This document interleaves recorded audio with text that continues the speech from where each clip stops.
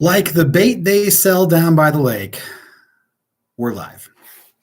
Hello and welcome to another episode of Who's Who of Athanasia. I am Jay Carter, your host, and today we will be discussing the next character on our list, Conjuration Mage, Malark Evenwood. Now, some of you may be asking yourselves, who in the world is Malark Evenwood? And the answer to that question, my friends, is I don't even know yet. So I am going to be preparing a little something for all of you to follow along with right now as we speak. Deleting that. I'm going to go ahead and share with you the information I have to start with. And we're going to do that by saving. I should have done this in advance, but I'm just now realizing it. So I want to make sure I get you guys something because I actually enabled chat. I enabled chat, mind you. It's a thing I did that I realized I could do, and I'm doing it. Gosh dang it. Okay, now it isn't pretty, but if you guys are here and you want to follow along, you are welcome to. I'm going to go ahead and save this. Malark Evenwood, Human Conjuration Mage, PDF. There it is. And then I'm going to share it with y'all. So, Malark Evenwood, Human Conjuration Mage, PDF. There it is. Share. Get shareable link. Turn sharing on. Come on now. Don't be shy. Copy link. Can view. Here it is, ladies and gentlemen. I'm doing it. There it is. There it is. Okay. So you are now able to follow along with me as we both explore Malark Evenwood, Conjuration Mage. This is one step better already than last time. Cheers. As Matthew Colville would say, a little go juice. Let's do it. Okay. Once again, I see we have one person. I suspect that might be me. Couldn't tell. But if it's not me, if somebody's actually watching out there, which is awesome, leave a note in the chat because I want to see who you are. Because I don't know who you are because I can't tell. But we'll come back. Okay. So if you're following along, we're starting with Malark Evenwood. Once again, what we're doing here is we're trying to fill in the gaps in my archetype list, which I can actually share with you, mayhaps. Is that a thing I can do? I think I can. I think I can. I think I can. I think I can. I think I can. All right, we're going to go that. Grimoire NPC class archetypes. I will let you see the thing that I'm working on. I will share that as well. And anyone with the link can view. Perfect. Copy link. Here it is in the live stream. So above, this is the character sheet for Malark Evenwood. And I'm going to call it beta because we're going to come up with a finalized one at the end. And if you are watching this not live, you will find that link in the description. Here we go. This is the archetype list. So what I'm doing here is I'm taking this archetype list and I'm saying, okay, how do I represent someone from each of these archetypes? How do I make an alteration mage, conjuration mage, a creation mage, and so on? I want to have minis associated with them, so in case I need an alteration mage, for example, I can just have a mini. This is Malark Evenwood. He's pictured in the thumbnail, and I'm using this pseudo Gandalf Elminster type mini for Malark. I have randomly generated his statistics. I've input the necessary stuff like he's a wizard, like he's level 20, because, as I stated in my previous video about Bellin, the Alteration Mage, what we're doing is we're statting them out as the highest possible level so that you can always scale them down, right? Like they just lose spells, they lose ability score bumps, they lose feats accordingly. So here we're starting with Malark, and he's a 20th level wizard, sage background, because I feel like that makes the most sense for somebody who attends a magical university, as all of the guild mages have, because all the guild mages have attended some kind of magical academy. He's male, human. I've made him variant subrace, just because I think that's what came up randomly, so that's what I chose. Lawful good. Here's something to explain about Conjuration Mages in my campaign setting. They follow the rules for the Spheres of Power campaign setting. Spheres of Power is a supplement made by Drop Dead Studios, and this particular copy of the supplement was made for Pathfinder, but they're coming out with a 5th edition version here soon. So Conjuration is not in Spheres of Power is not like the same thing as Conjuration in 5th edition D&D. Instead, this is how it reads. You have made contracts with outsiders, calling them to your side when you are in need. So Conjuration in D&D is not the same. Let's read what Conjuration says in D&D. Wizard, School of Conjuration. As a conjurer, you favor spells that produce objects and creatures out of thin air. So, while it does cause you to gain allies in battle, it also focuses on creating objects, and both of these are out of thin air. In the case of Conjuration Mages in Spheres of Power, they make contracts. They say, hey, I want you to be my ally, come to my aid. Now, there might be flavor to that effect in some campaign settings, but in Spheres of Power, it's pretty much explicit. That's what you do. You are forming a contract with somebody. So, because of that, I have decided that he's probably lawful. Now, it just so happens that good came up. If it was some other alignment, I would have gone with it as well. But I went lawful because that makes sense for Conjuration Mage as far as Spheres of Power is concerned. He's got a strength of 9, seems appropriate. Dex of 13, not bad. Con of 17, awesome. He's going to really succeed on those concentration checks. Intelligence 19, good. Not amazing for a 20th level character. Wisdom 13, Charisma 10. All right. So he's got a little bit of wisdom. Highest is intelligence, then con. Sounds good. AC of 11. This guy is a glass cannon. Not even a cannon. He's just glass. Armor class of 10 plus 1. He is wearing, not armor per se, but he's wearing what's called a set of beacon clothes. So beacon clothes are just clothes that have the beacon property laid on top of them. Let's find out what beacon does. I think it's in the Dungeon Master's Guide or Xanathar's. I think it's Dungeon Master's. I'm going to say Dungeon Masters. There are a bunch of minor magical effects that they include. This is probably more often overlooked. Of course, you guys know where to find magic items and such in the DMG, but there is a section a little bit earlier that it's on page 143, and it says, what minor property does it have? And among the options, there are things like beacon, as well as compass, conscientious, delver, gleaming, guardian, harmonious, hidden message, key, language, sentinel, songcraft, strange material, temperate, unbreakable, war leader, waterborne, wicked, illusion, or you can roll twice and re-roll any additional 20s to get additional properties.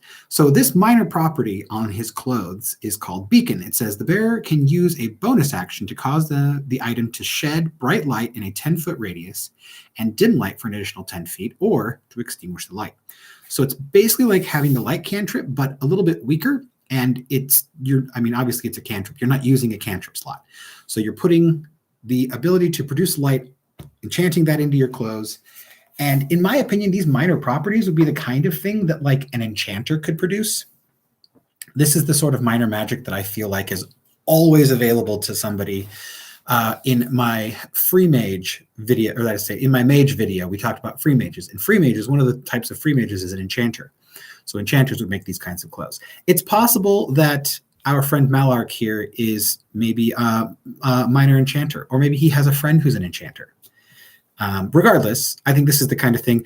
I mean, I've even gone so far as to like put magical vending machines in a guild, like as a reward for completing jobs. For example, you might be issued a certain number of tokens, and those tokens could be used inside of the quote magical vending machine to like get cool stuff, you know. And so these beacon clothes, maybe these were the things that he got out of the magical vending machine his first time going through and completing an assignment. What do I know?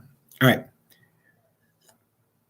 So he's got beacon clothes. They don't offer him any additional armor, but he can use them to shed light. This is great. Then, of course, we go down to his speed. It looks like he's only got a walking speed, no fly, swim, or climb. That's fine. And then his weapons. All right, so he's got a quarterstaff. That makes sense as I drop the mini. That makes sense according to what we see here in his mini. He's got this dragon-headed staff. Now, he could use that as a quarterstaff, absolutely, but that head, that's a dragon head, and I feel like there's something special about this staff. Like, he's got to have something cool going on here. It's not just a quarterstaff. We're going to say he can use it like a quarterstaff if he really needs to, but he's got a low strength. He's not going to be using that thing in combat. He's got a light crossbow. That's all well and good. I don't see anything here that would suggest anything to the contrary. I don't have any other weapons just chilling out. That's fine. He's not going to be doing a lot of fighting himself anyway. He's a Conjuration Mage. He's going to be calling his own allies to battle. Okay, so let's go down to the personality section. It says verbose. So like Bellin the Alteration Mage, we have somebody who is quite eloquent, using large words to make people just understand how knowledgeable they are. His ideal is no limits. Okay, we'll see more about that later. Bond is specialist. Okay, what does that mean? Flaw, no price too high. Ooh, he really likes looking for knowledge. Okay, and specialty, astronomer. Oh, that's interesting. Okay, why would he be an astronomer? As a conjurer. Conjuration Mage, therefore conjurer. Sure, I'll say conjurer. As a conjurer, he studies the stars. Where does he think his allies that he conjures come from? Maybe he's conjuring beings from other planets. Maybe he feels like the stars, like the conjunction of planets or the alignment of stars or the constellations themselves somehow give him like a portal to other realms. Maybe the constellations themselves are his allies. Like he could summon the constellation to come down out of the sky and help him. That's cool. Okay. He's also got Brawlers Fists. Apparently he took this feat. He took the feat called Tavern Brawler. Hit a foe with unarmed strike or improvised weapon, plus your bonus action. Grapple check versus foe, proficiency in improvised weapons. This guy likes to keep people on their toes. Brawler's Fists. You would never expect a wizard to punch you in the face and start grappling you to the ground. He's got a strength of 1. Where did he pick this up? Why did he end up getting Brawler's Fists? That's interesting. So, ironically, even when he has no quarterstaff, he still has a +5 to attack in melee and a d4 -1 bludgeoning instead of a d6. So he only takes a 1 die type decrement, and this guy fights with his fists. He's a wizard. Okay, this is interesting. He is this weakling wizard, and he fights with his fists. Where'd that come from? Okay, we'll find out. All right. His gear. He has a staff, clearly. Spellbook, of course. And in this case, see, this is the interesting thing, right? Your grimoire is a personalized set of magical formula that you can store on anything. It doesn't matter. And here was sort of my concept when I looked at this mini. He's a Conjuration Mage. Maybe his spellbook is his collection of contracts. Anytime he learns a spell, he writes it up on a contract. Maybe there are allies he has found where he has bargained, made deals for his spells, where he has literally pulled out a sheet of paper, a sheet of parchment, an ink bottle and quill, and said, I am doing you this favor. Teach me this spell. Write it down right there and agree that anytime I want to cast it, you will help me with that you will give me that power in that moment. Maybe he doesn't actually do magic. Maybe he just contractually arranges for other beings to do magic for him. There was a very similar idea put forward in a book series. Let me see if I can remember. Golem's Eye, Jonathan Stroud. So Jonathan Stroud, it's the Bartimaeus trilogy. There it is. The Bartimaeus trilogy has 3 books in it, obviously, because trilogy. One of them is the Golem's Eye. I can't remember what the first one is called or the third off the top of my head. Let me see if I can find an entry on this. I'm looking just in a wiki. The books. Okay, here we go. Amulet of Samarkand, the Golem's Eye, Ptolemy's Gate, and then there's a 4th one called the Ring of Solomon? I don't think I ever knew about that. I've read the first 3, Amulet of Samarkand, the Golem's Eye, and Ptolemy's Gate, but I don't think I've read the Ring of Solomon. That sounds interesting. I gotta go look that up. I gotta go find that. Cool. So yeah, but the whole concept of magic in the Bartimaeus trilogy is that wizards don't actually do magic. People think that they do out of ignorance, but they don't. The thing that makes wizards do magic is they basically summon creatures, devils, demons, jinn, imps, so on. And those beings are usually invisible to the human eye. Unless someone has the sight, they're unable, I don't know what they call it in the Bartimaeus trilogy, but unless they have the ability to see otherworldly creatures, they're invisible, which means that all you see is a wizard waving his hands, there's a puff of smoke, and then all of a sudden he's flying. Well, he didn't cast a spell that made him fly. He summoned an imp that is now carrying him around. Okay, so this is our Conjuration Mage, basically. He doesn't actually do magic, per se. He just summons allies to do the things that he wants to do. He says, all right, you've contracted with me that you will do this for me whenever I summon you. So this is what our Conjuration Mage is doing. Okay, let's continue to learn more about it. So his spell book isn't really a spell book. It's just a collection of contracts. Explorer's Pack, Quarterstaff, Light Crossbow, Black Ink, Quill. All of that makes perfect sense. He's making contracts all the time. Small Knife, good. A Colleague's Letter. This is one of those trinkets that was offered at like level 1 or something. And so who is the colleague? What is the letter? Was the letter to Malark? Or was it to somebody else? Was this other friend, this colleague, wanting to have Malark deliver it and he never did? Did the recipient die? Ooh. Or was the letter from Malark for a colleague and he still hasn't had the opportunity to deliver it? Interesting. Okay, cool. Common clothes. And he has a warhorse. You may have heard me say before that if a character is high enough level and has enough money, I go ahead and just offer, I pull it out of their gold and I say that you bought a mount in the meantime, because why would you not at that point? If you're a 20th level wizard, you've got a mount. Got to get around somehow. Okay. Magic items. Brazier of Commanding Fire Elementals. Well, here we go. This is contract numero uno. The Brazier of Commanding Fire Elementals. He has made contact with the plane of fire. So in my world, there are, you may remember the 5 levels of corporeality from my video about mages. They are intelligence, will, spirit, physical, and glory. The intelligence, the plane of intelligence is called the genium. Not necessarily because that's where genies come from, but because the word genius means intelligence, means a being, a structure of personality and thought, okay, and intelligence. The genium is where those kinds of beings live. Now, I'm basing my sort of cosmology on the idea of the term elemental spirit. There's also this idea in some religions that everything was created spiritually before it was created physically. This tells us that matter has understanding, that elementals are essentially just the awakening of the intelligence of matter to then animate itself. It doesn't have the ability to do this unless it's commanded to do so by someone who has authority to do that.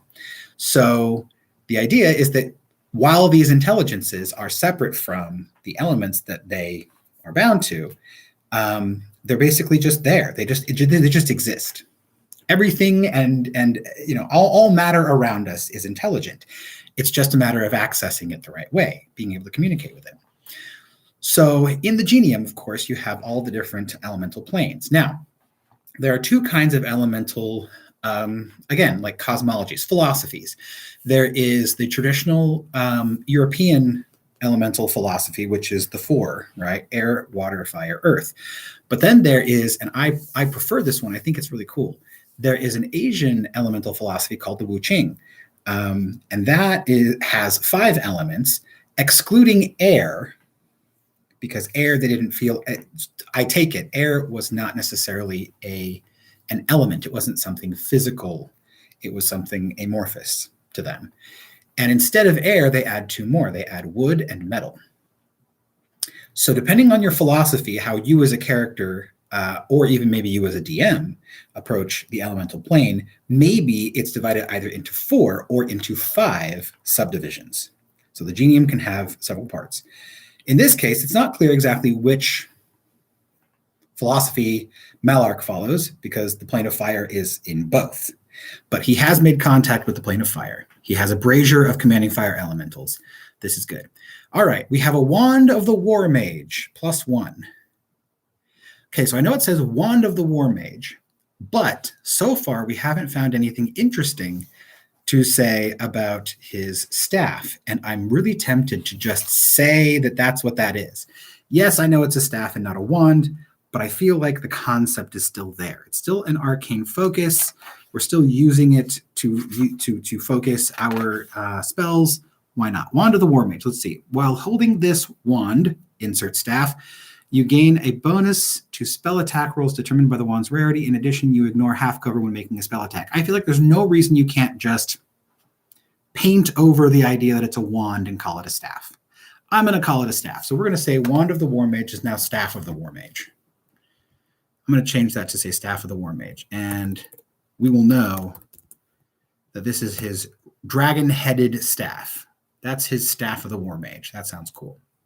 All right. Deck of Illusions, 19 cards. He's got that pouch on his side. Maybe that's where he keeps his Deck of Illusions. Okay, cool. I like it. Why does he have a Deck of Illusions? Ooh. Belt of Giant Strength. Now, hang on. You're telling me he has a Belt of Giant Strength and he has a strength of 9? What is this? Belt of Giant Strength. What does Belt of Giant Strength do? I've forgotten between set, what do you call them? Not campaign settings, editions. Belt of Giant Strength. Belt of Giant Strength. He surprises people. This guy makes bets. This guy bets on himself, or he's got a buddy. He's got a buddy that bets on him in tavern brawls because everyone thinks he's a weakling and he would totally lose, and then he comes back and he surprises them.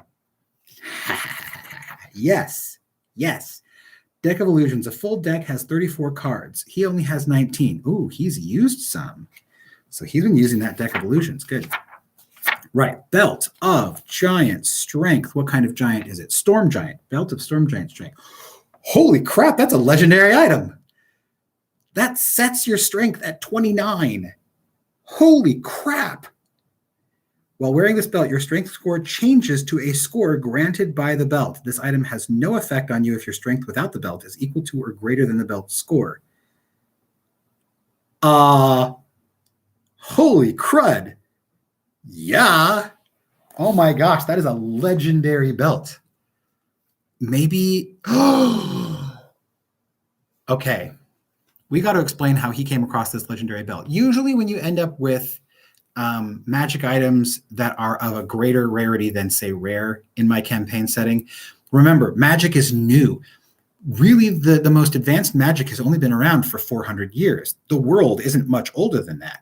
And so if you have something this powerful, probably it is the first and only one of its kind. Now, obviously, in the book, it says it's legendary, so obviously it's going to be the only one of its kind. But what I'm saying is probably no other belts exist like this. Not even your hill giant strength or fire giant strength. None of those exist. This is the first one of its kind. Maybe this is what inspired people to make more of them, right? In my campaign setting, in Athanasia, you find that a lot of things are experiencing their genesis. This is the first time that it's happened. So I'm going to go back in and I'm going to reset his strength to 29.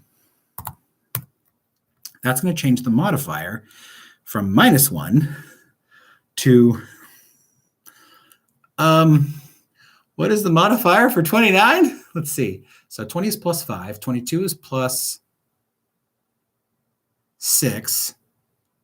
So it would be +9. It would be +9. He has a +9 modifier to strength. Holy crud. +9 save because he's not proficient in saves. Oh, that's right. There's some coding nonsense I got to put in here for the formulas to come out right. Spreadsheets, as I am not sure if you are aware, function on what my friend would call basic. I'm not entirely sure what that means, but I trust him to know what he's talking about. He's pretty tech savvy. All right, so instead of having an athletics of 5, that was at a -1. Now he's at a +9. So it's a difference of 10. He's at an athletics of 15. Holy crap. Okay, suddenly that quarterstaff just became baller. So if his attack in melee, he is proficient with quarterstaffs. 6 plus, that's a 15 attack. That is a 15 attack. Holy crap. This guy is the surprise you out of nowhere, like melee combatant. Holy crud. All right. So his damage on that was a d6 +1, no, -1. And now we're going to add his strength. So d6 +9. Still bludgeoning. Which means his Brawlers Fists are going to bump from +5 to +15. And his damage is going to go from a d4 -1 to a d4 +9. Holy crud. Okay. We've just found a very interesting detail out about Malark Evenwood. This guy made a deal with a storm giant, and he said, look, I just did you a favor. I pulled you a solid. This is probably his defining moment. This is his defining moment when he's like, look, I'm going to help you, Mr. Storm Giant, and you owe me. What do I want? It's classic fairy tale stuff, right? Like, oh, if you do this for me, of course, more booming because Storm Giant, if you do this for me, I shall give you anything that you desire. And of course, he's like, I ask, my lord, for thy belt. This a trinket? Ah, of course I will give you my belt. And he hands over the belt, and it turns out that wearing this belt bestows upon Malark Evenwood the strength of the storm giant. And forever after, he and his buddy are going around just swindling people. And yes, I can picture it now. He just makes his money when he walks into a tavern, pretends to get all feisty, and then people are like, whatever, you want to fight? And he's like, oh, no, please, sir. And he says, I bet you 10 gold.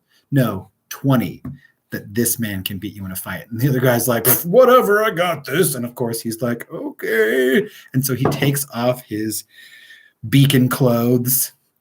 I am but a poor wizard, sir. Please go easy on me. And of course, the second the guy throws a punch, he's like, and the guy takes minimum 10 damage right then and there. Any commoner is going to drop. Just out. Amazing. I already like this guy. Cool. We're not even done. Potion of Superior Healing makes sense. Beacon Close. Good. Yep, we're caught up.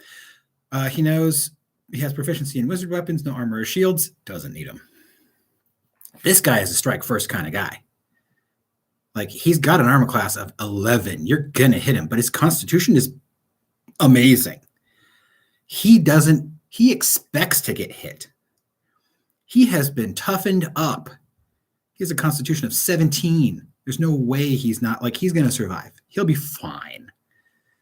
All right, let's see what we got. Traits and advantages and disadvantages. Bonus feat, because variant. I don't know how to pronounce this. All I know is that it was in the D&D book, Chondathan? I don't know.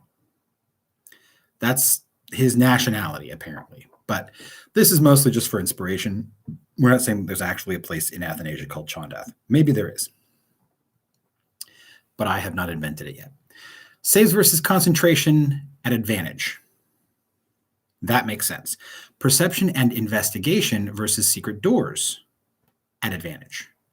Saves versus traps at advantage. Okay. This guy is wily. He has saves versus concentration. Yeah, he does. Because he knows he's going to get hit. He expects it. He expects to get hit. Maybe he just, because he started at a strength of 9, folks. Yeah, he knew going in it. He was like, no, I got to toughen up. I'm going to get hit. I just got to deal with it. I got to bounce back. So he did that. Probably he's getting all this stuff from like feats or something. All right, resistances. None from being a wizard, but he does have resistance to trap damage on account of a feat that he has. Let's see what that is.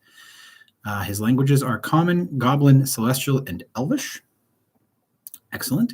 So I'm surprised he doesn't have Giant. Maybe the Giant knew how to speak Common. Do we want to make that call on his behalf? Do we want to say that he doesn't that he doesn't know Goblin or Elvish or Celestial and he wants to know something else? Tell you what, maybe I feel like he's the kind of guy that makes deals with unexpected allies. I don't think he's calling any elves to his side. I think he's calling goblins. I think he's calling maybe angels.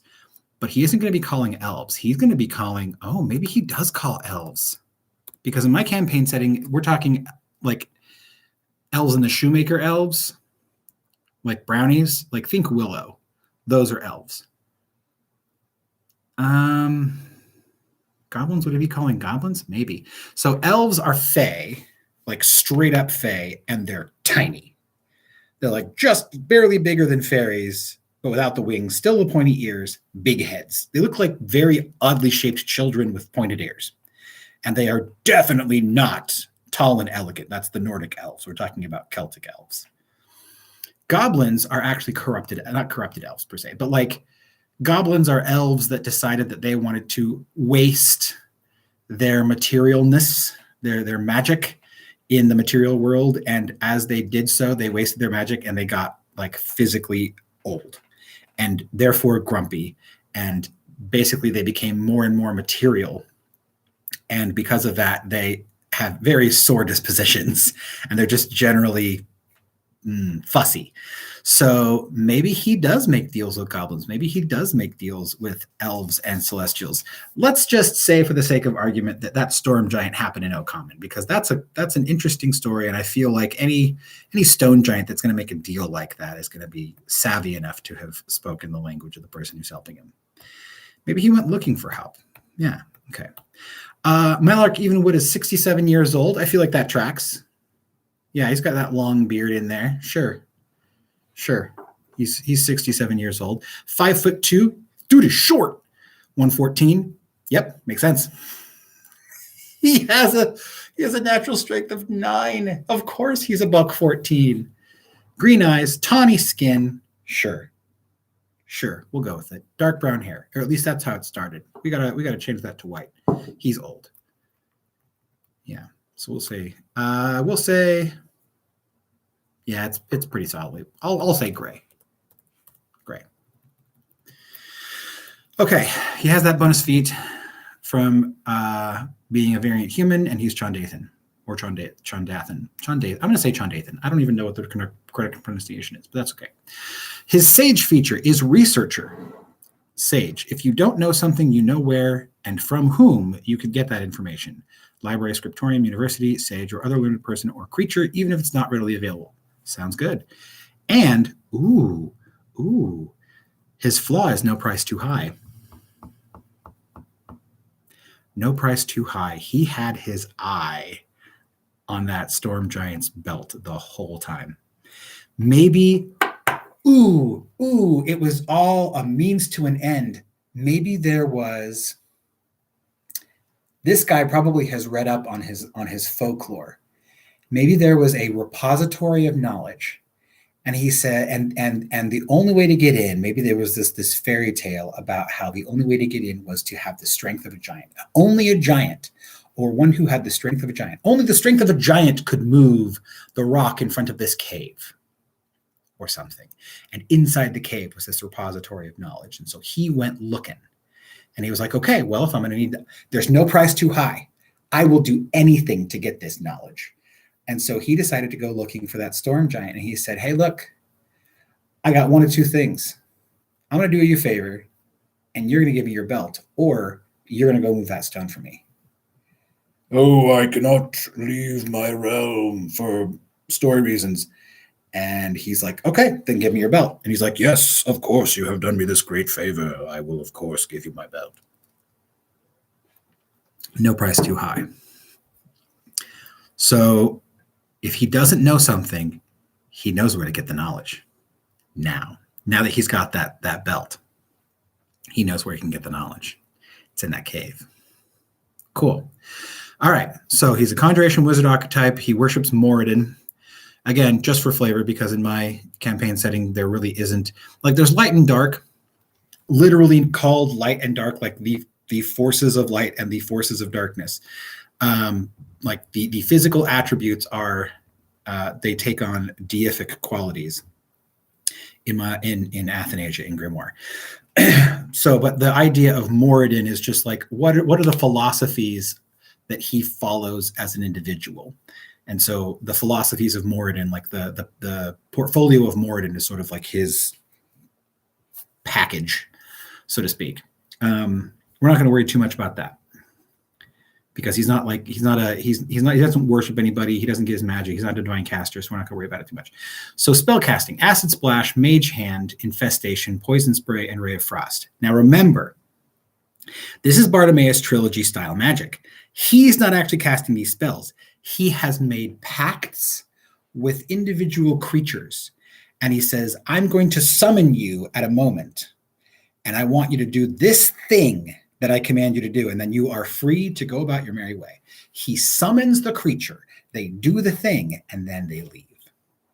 So when he casts Acid Splash, he finds a creature that knows how to do Acid Splash, and he basically just says, you're on tap. I could use you whenever, however many times I want. You're not my slave per se, but like, I've got you as retainer. I need you around. Be available, because I might Acid Splash at any moment. Same thing for Mage Hand. There's probably some like invisible imp that's just wandering around, and he can only lift 5 pounds. He can fly, whatever. This is just this invisible imp that's wandering around for whenever he wants to be Mage Hand, do Mage Hand. Infestation. He's got a swarm of bugs that he just has. Maybe they're even like little fairies or something. That would be fun. Maybe he's got, because he knows Elvish, he knows Goblin. Maybe they're little like unseelie fairies that just fly around. Yes, that's amazing. Yeah. Poison Spray. He knows a creature that can spray poison. Ray of Frost, same thing. Maybe he knows an ice method. All right, so let's get through the rest of the spells. 9th level, Gate. Of course, because he's a Conjuration Mage, he can summon things. 8th level, Maze. Yeah. If he can summon something to him, he can banish things away as well into extra dimensional labyrinths. Of course, why not? 7th level, Plane Shift. Okay. Mordenkainen's Magnificent Mansion. We're getting into a little bit of warp territory here, I feel like. but that's okay. He would have learned. He's a universalist. He's fine. Teleport, yeah, that's all about conjuration. He brings other creatures to him. He goes to them. That's fine. Dromage's instant summons, of course. Arcane Gate, yes. All of these are consistent. This makes a lot of sense. Far Step, yes. Infernal Calling, yes. Conjure Elemental, yes. Evard's Black Tentacles. He knows. Oh, man, maybe that's why he's an astronomer. Oh, has he tapped into the void? Ooh, does he know Cthulhu? Cthulhu doesn't really exist in my campaign setting, but it's possible he could know something very like Cthulhu. Some eldritch horror from space. Dimension Door, some greater demon. Yeah, it seems like he has specialized quite a bit, not only in summoning spells, which is appropriate because conjuration, but also in warp magic. And I think that's consistent because the whole idea is that you're going to be traveling either to other realms to make contracts with these creatures, or you're going to be opening the gate for them to step through. Stinking Cloud, he knows a thing that can make a stinking cloud. So he knows, like, what is it? Like, what makes a stinking cloud? There's some kind of, there's got to be a demon that just has a stench. Maybe it's a ghoul, maybe a ghoul stench that comes in and it appears and there's this like big cloud of stench that ekes out. Sure. Sleet Storm. Oh man, what kind of a creature does he know that can change the weather? That's interesting. Okay. Tidal Wave. That could be anything. That could be like a whale or maybe like, so merfolk in my campaign setting are called sirens. And then there are evil versions of merfolk called marrows. And I know that do marrows already exist in the monster manual? I think they do.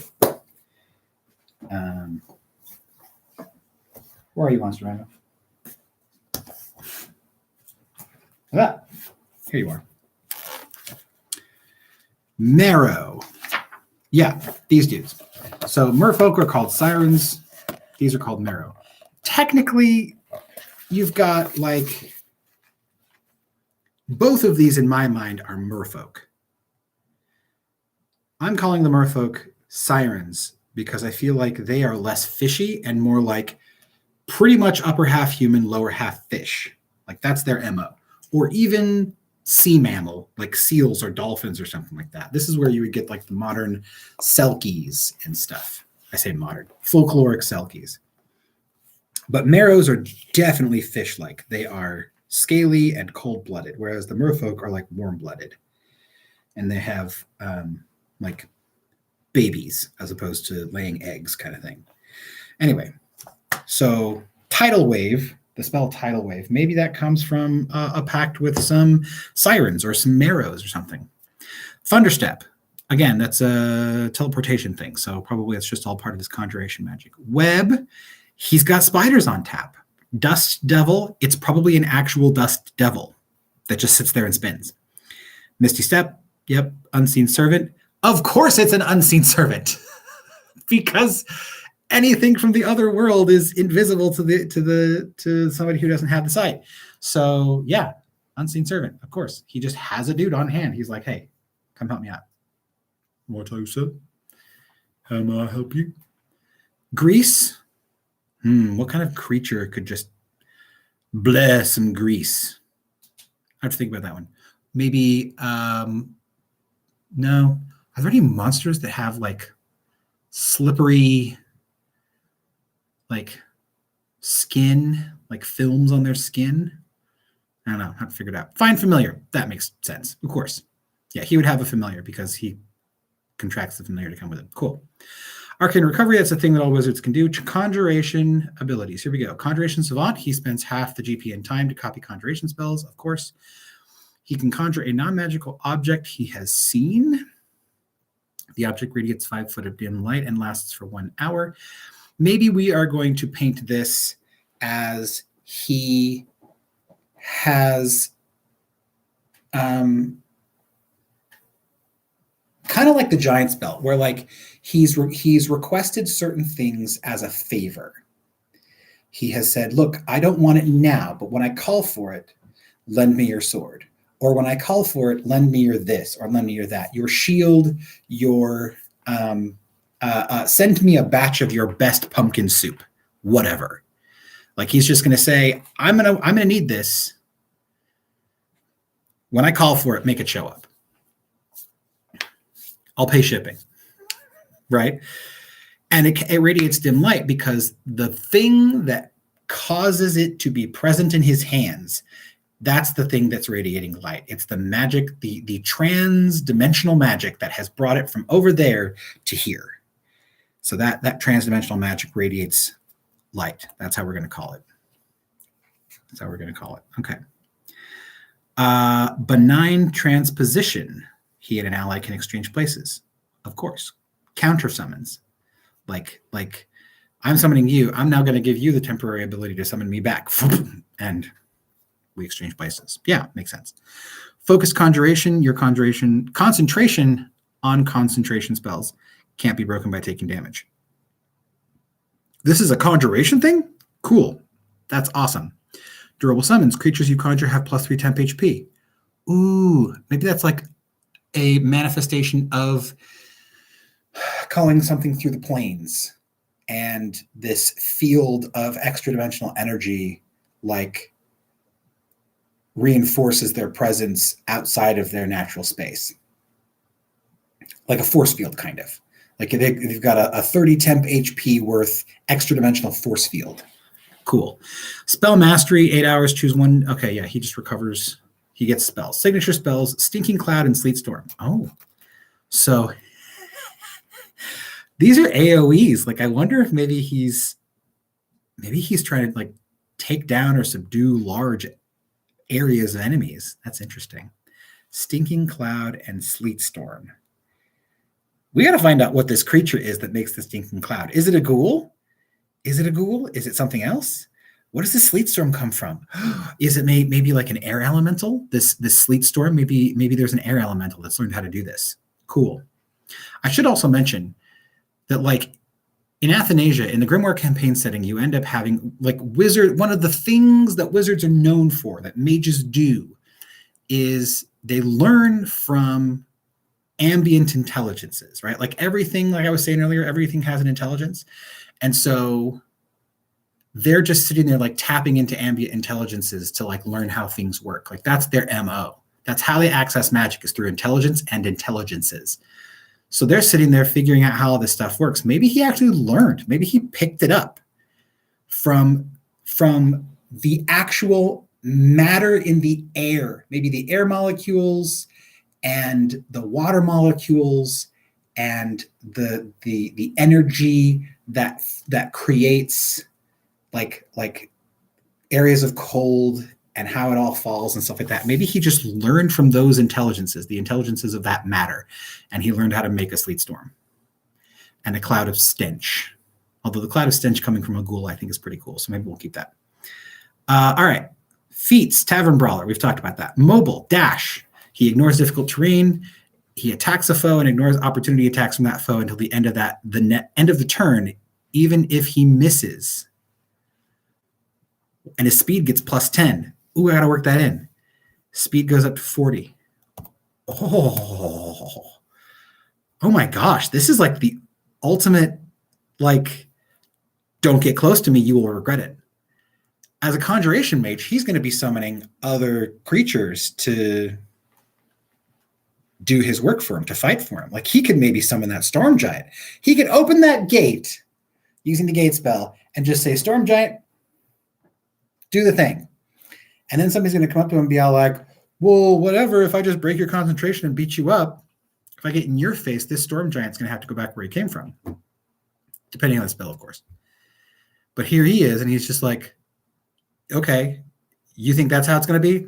Boom! Straight to the face with his fist, or like the butt of his staff or something like that, right?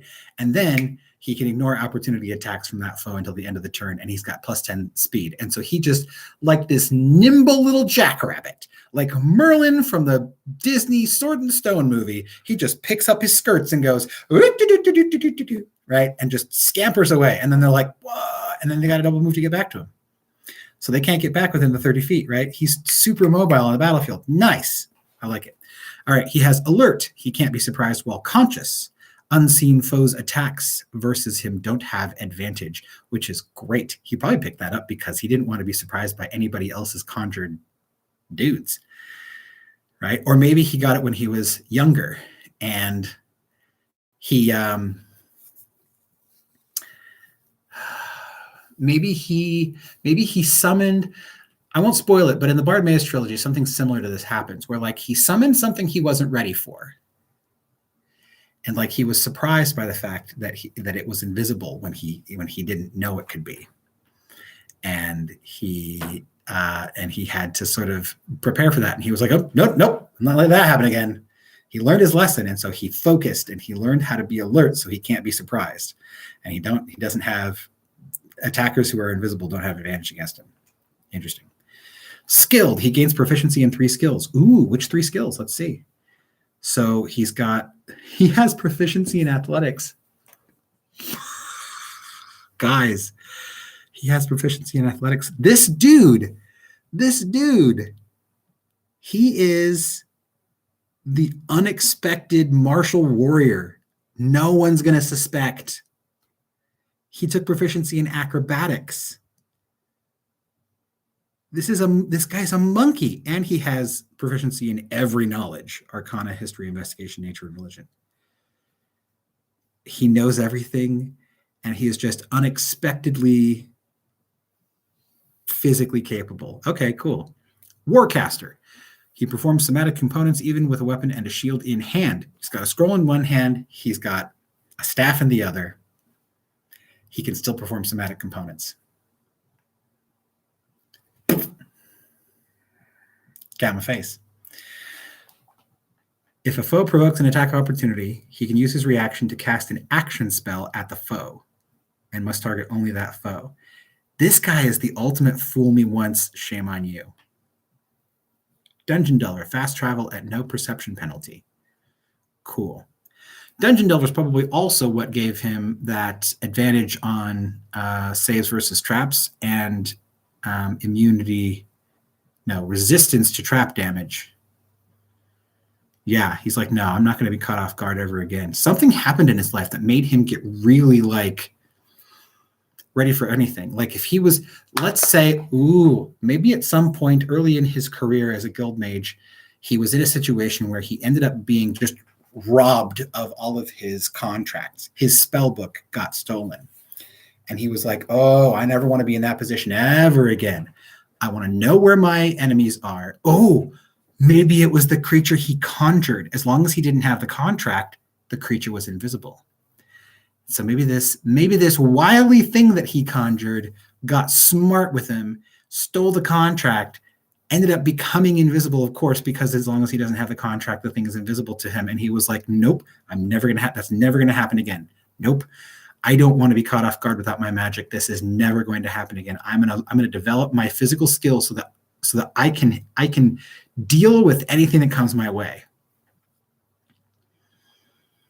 And of course, Dungeon Delver probably came as a result of just his experience being all like, oh, that's stupid.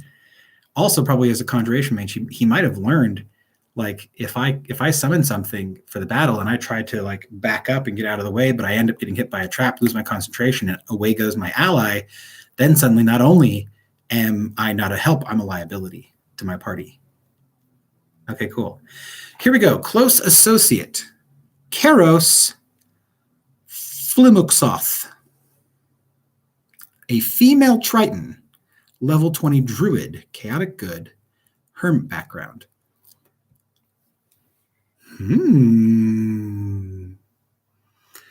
Given that this character is the same level as him, I think we've just found the source of his Tidal Wave spell. And I kind of like my gut instinct says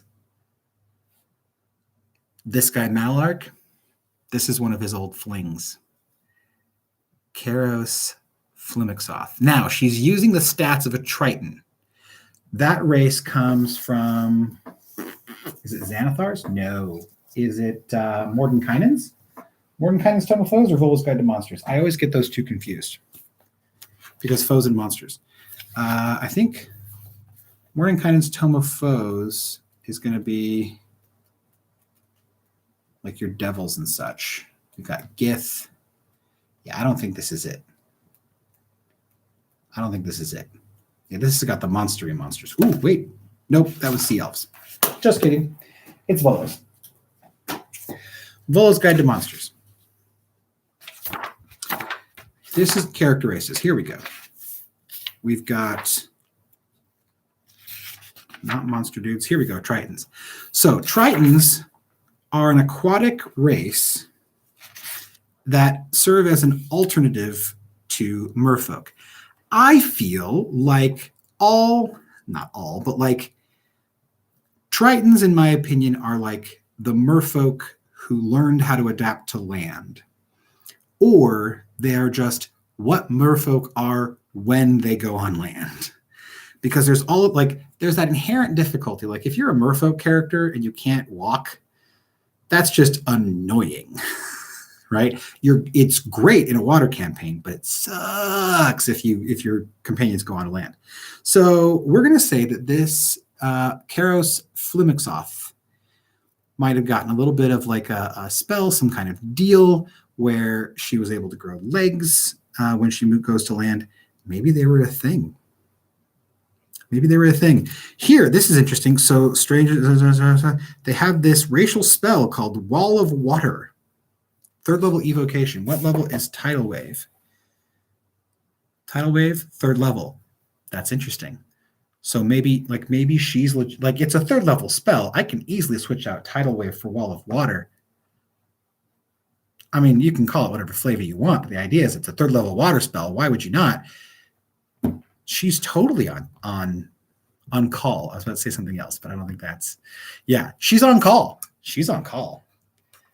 They got in good with each other.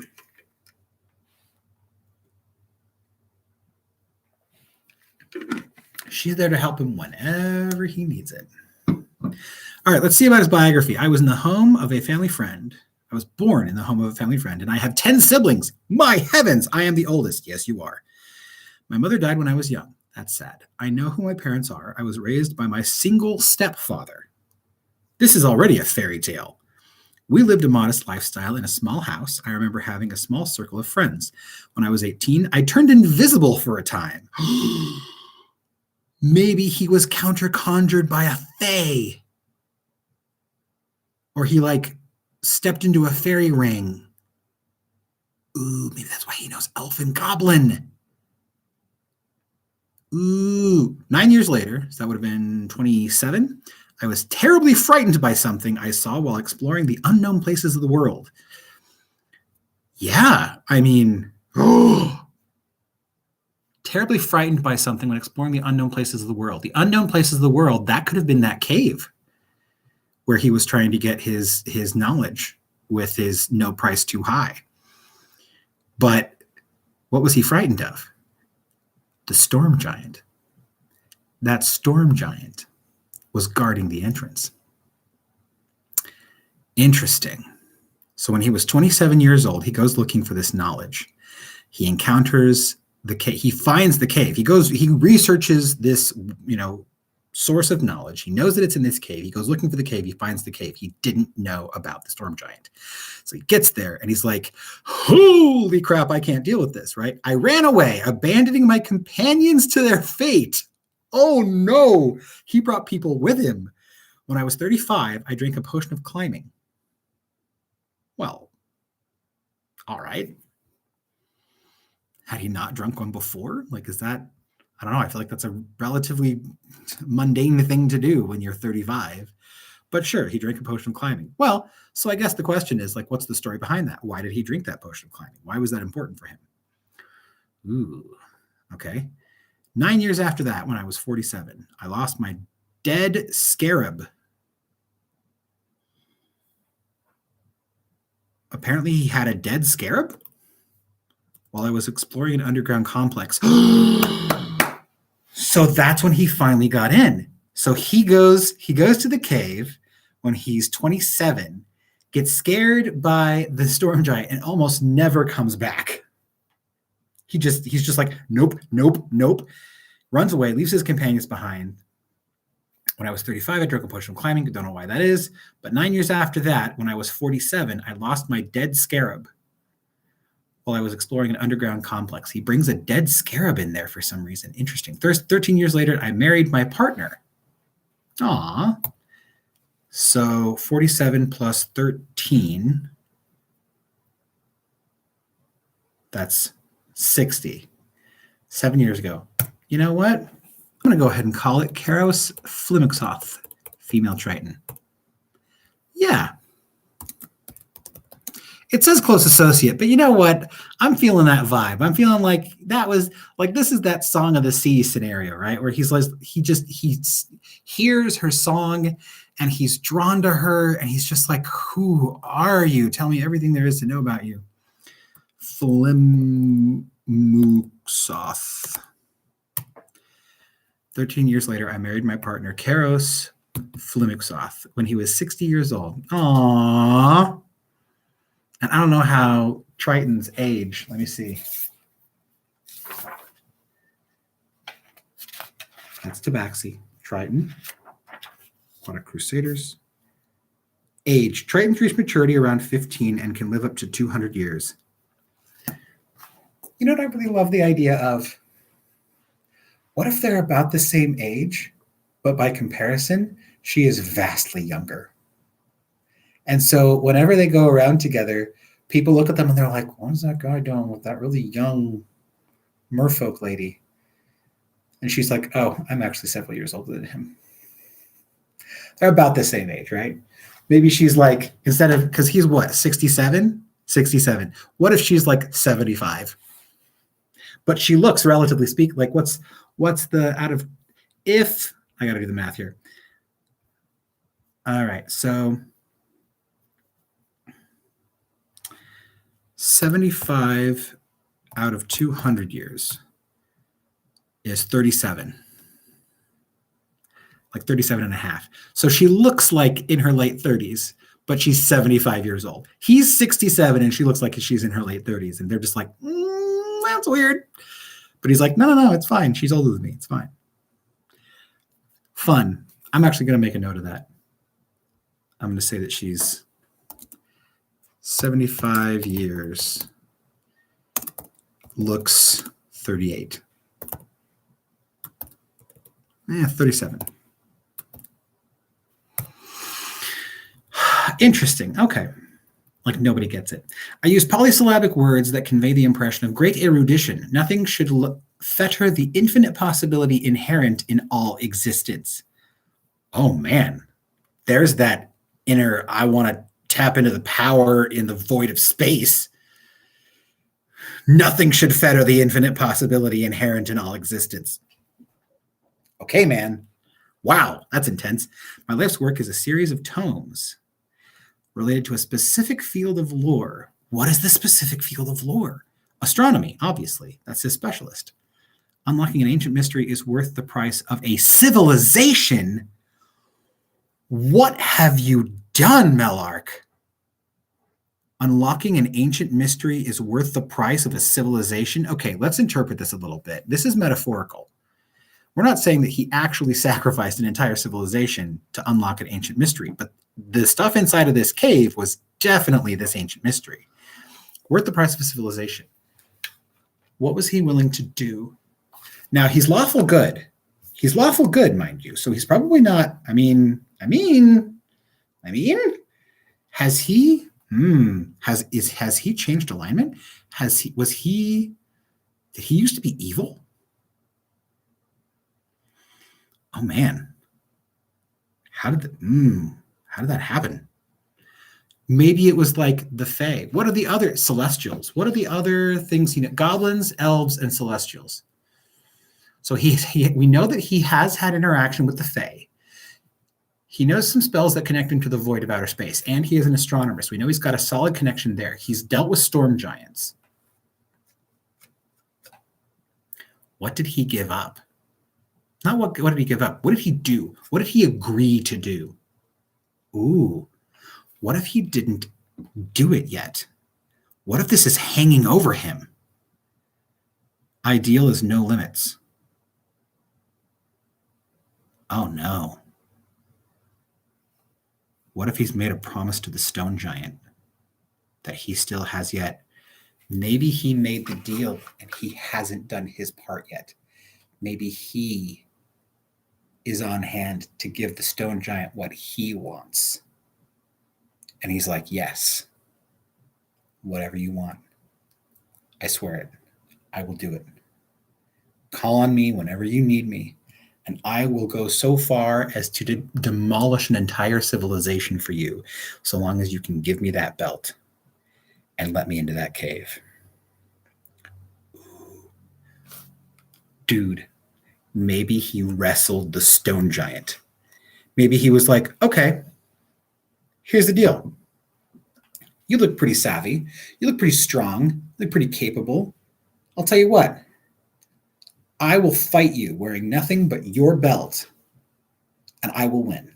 And if I do, you let me inside. I will move that rock on my own. I'll get inside. And I think it was at that moment where the giant was like, counteroffer. We play it out just like you said. But if you win, I get you for one favor. If you win,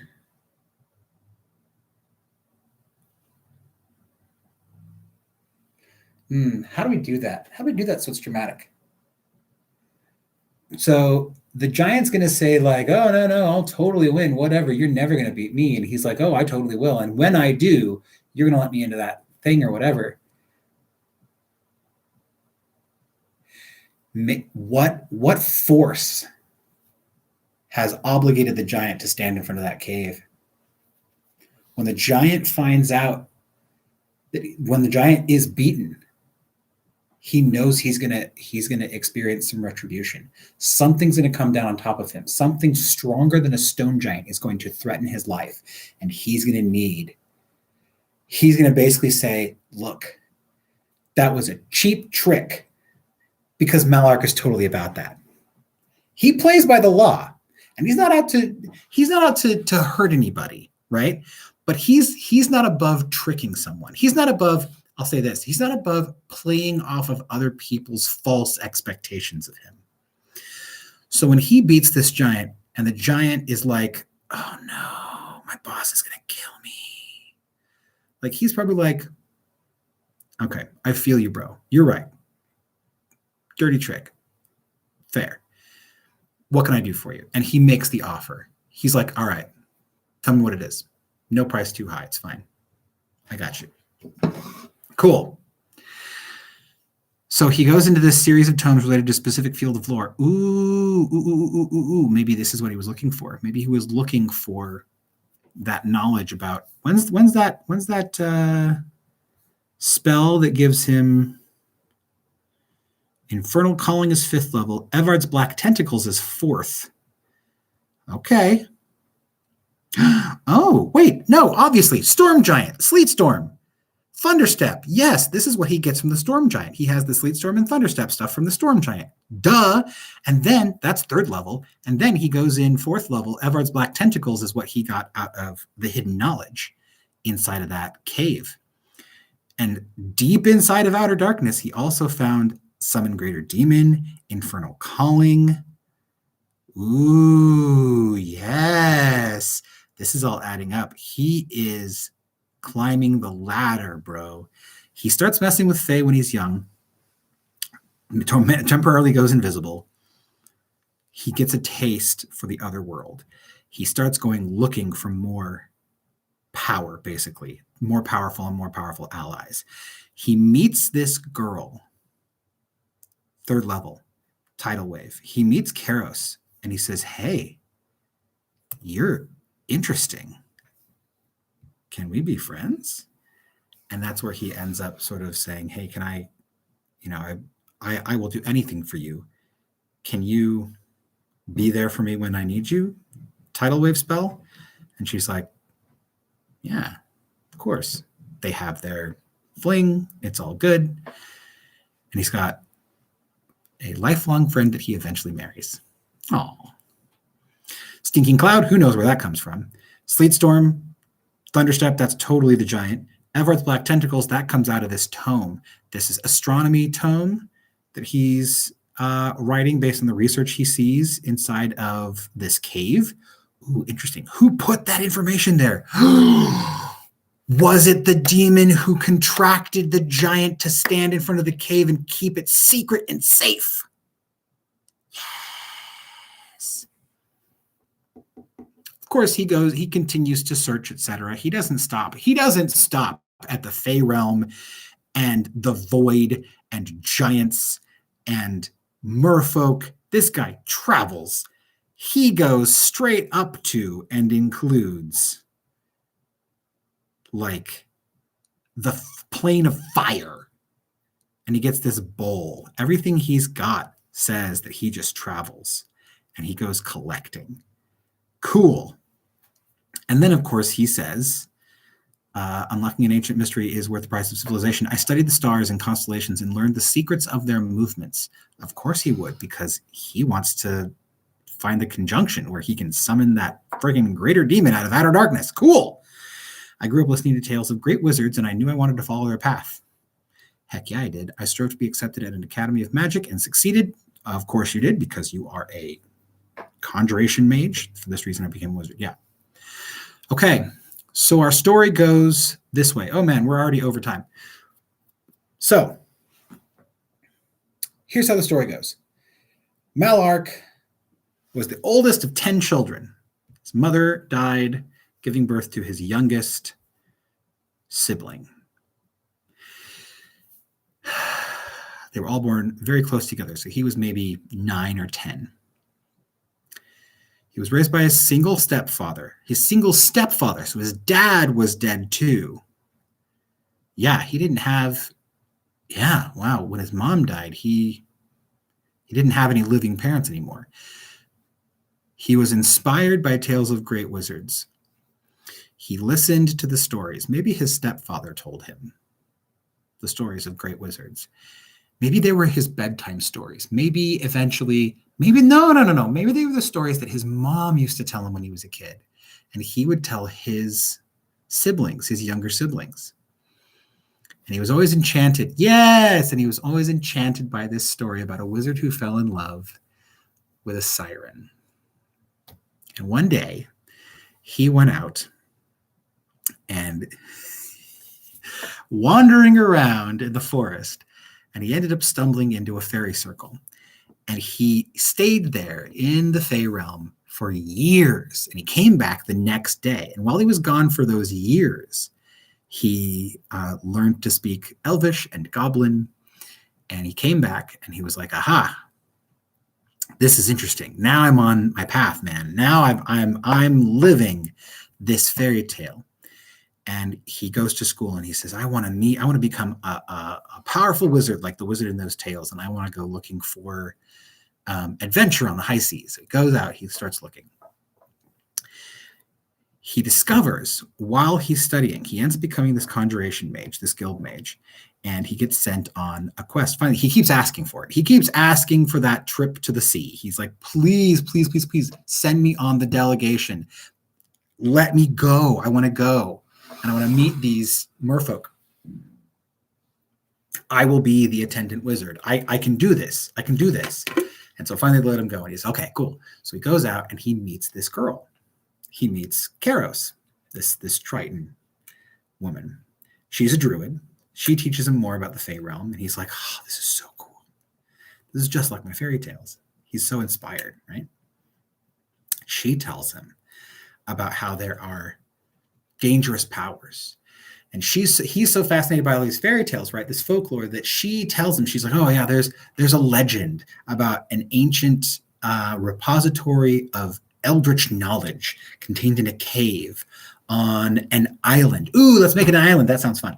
On an island in the Narrow Sea. And he sails to the Narrow Sea and he says, come with me and let's find this thing. And she's like, okay, cool. And she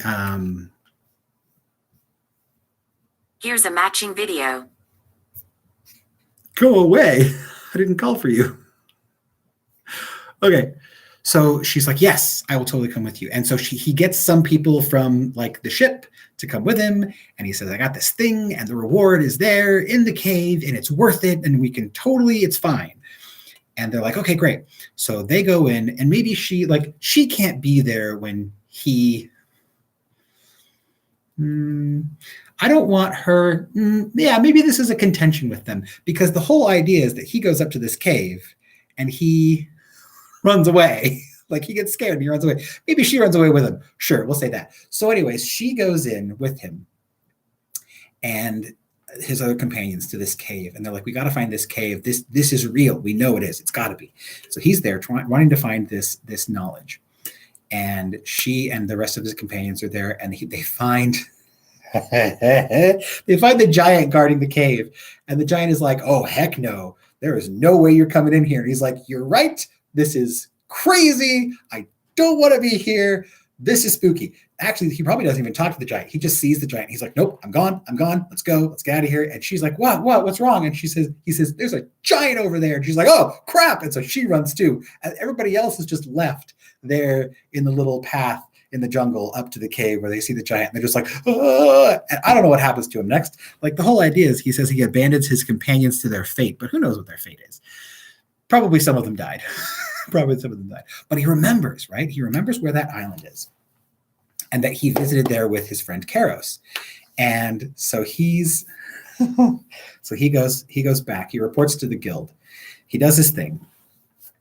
And then at some point in time when he's 35, he drinks a potion of climbing. We don't know why, but he discovers that like the secret to getting into this cave or like finding like there's a key to what's going on inside the cave, and he finds out he wouldn't have been able to get in anyway. And so the thing is this dead scarab. So he has, in order to like access the repository of knowledge, he needs a dead scarab beetle. So he goes adventuring, he finds this dead scarab beetle, and he comes back. And now when he's 47, he goes and he finds Karos and he says, hey, I figured it out. And I'm not scared of the giants anymore. I can do this. Let's do this. And she's like, okay. All right. So he goes and they adventure and they get a couple of people, and maybe they're strong enough at this point that they can maybe like duo the boss, right? So he goes in and he's like, hey, giant, I got this deal for you. And he makes this bet and he says, if you give me your belt, I can wrestle you to the ground. And if I win, you let me into this cave. And then the giant's like, no way, you could never do that. And of course, he's been training in the meantime because he never wants to be caught off guard again. Seeing this giant freaked him out. And he decided, no, I'm going to be physically capable. I don't care what my magic can or can't do. I'm going to be physically capable like this giant. And so he trains and he gets that brawler feat. He comes back and he's like, okay, cool. And so he puts the belt on and he wrestles this giant to the ground. And the giant's like, what just happened? And so, of course, now he's like, well, I'm true to my word. I'm going to let you in. Are storm giants lawful? I bet they're lawful. Giant, storm. Giant, storm. Storm giants are, chaotic good. Well, they're good. They're good. That's fine.